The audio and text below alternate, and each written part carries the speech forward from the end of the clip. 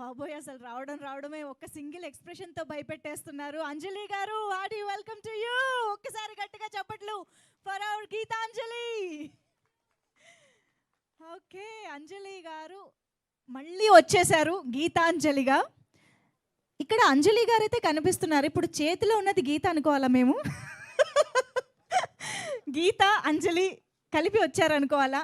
ఈ కొత్తగా ఈ బొమ్మ ఏమిటి, పాప బొమ్మ ఏమిటి అనేది చాలా క్యూరియాసిటీ స్టార్ట్ చేసేసారు already. Hi.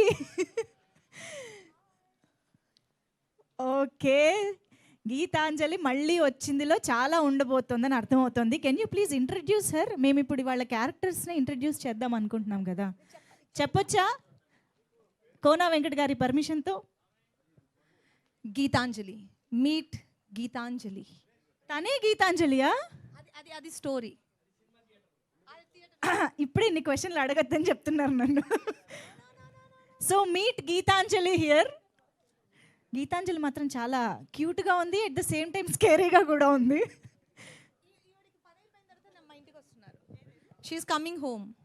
Yeah, because Geethanjali కదా, మా ఇంట్లోనే ఉండాలి. ప్రమోషన్స్ అన్నీ పూర్తి చేసుకుని వాటన్నిటికీ వస్తారు, ప్రమోషన్స్ చేస్తారు, ఫైనల్గా మీ ఇంటికి చేరుకుంటారు. అంతేగా, ఆల్రెడీ రిజర్వ్ చేసేసుకున్నారు. కానీ మనల్ని మాత్రం మరి ఎంత నవ్విస్తారో, ఎంత భయపెడతారో, గీతాంజలి ఏం చేస్తుందో సినిమాలో మేమైతే వెయిట్ చేస్తున్నాము.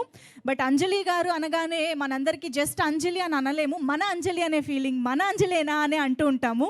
సో అలాగే తెలుగు వాళ్ళందరికీ ఎంతో ఇష్టమైన మన తెలుగు అమ్మాయి అంజలి గారు గీతాంజలి సినిమాతో ఒక సోలో హీరోయిన్గా ఎలాంటి సక్సెస్ అందుకున్నారో మా అందరికీ తెలుసు.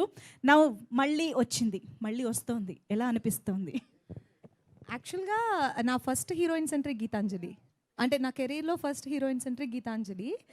అది అంత పెద్ద హిట్ అయిన తర్వాత నాకు ఒక కాన్ఫిడెన్స్ వచ్చింది. ఓకే, నేను హీరోయిన్ సెంట్రిక్స్ నేను పుల్ చేయగలను అనే ఒక కాన్ఫిడెన్స్ క్రియేట్ చేసింది గీతాంజలి.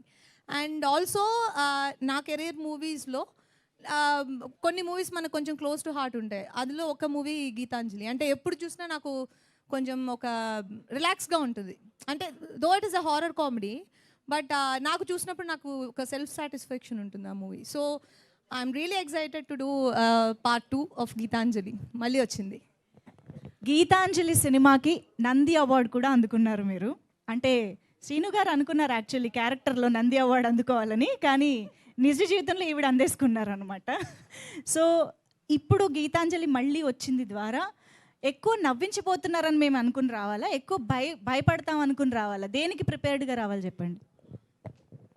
యాక్చువల్గా మీరు పార్ట్ 1లో ఏం చూసి ఎంటర్టైన్ అయ్యి దాన్ని అంత పెద్ద హిట్ చేశారో అదే గీతాంజలి మళ్ళీ వచ్చిందిలో కూడా ఉంటుంది. బికాస్ ఇది సీక్వెల్ కాబట్టి సేమ్ ఎసెన్స్నే మేము క్రియేట్ చేయగలం. కానీ ఇప్పుడు ఇంకొక 10 years తర్వాత వస్తుంది కాబట్టి ఇంకొంచెం విజువల్స్ అయినా అండ్ కామెడీ అండ్ మూవీని ట్రీట్ చేసిన విధం అన్నీ కొంచెం డిఫరెంట్గా ఉంటాయి.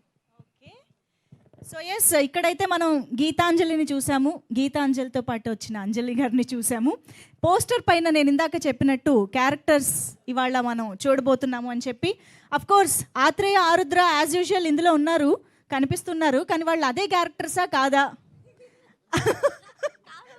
మీరు మోరార్లెస్ నన్ను సినిమా మొత్తం అడిగేస్తున్నారు.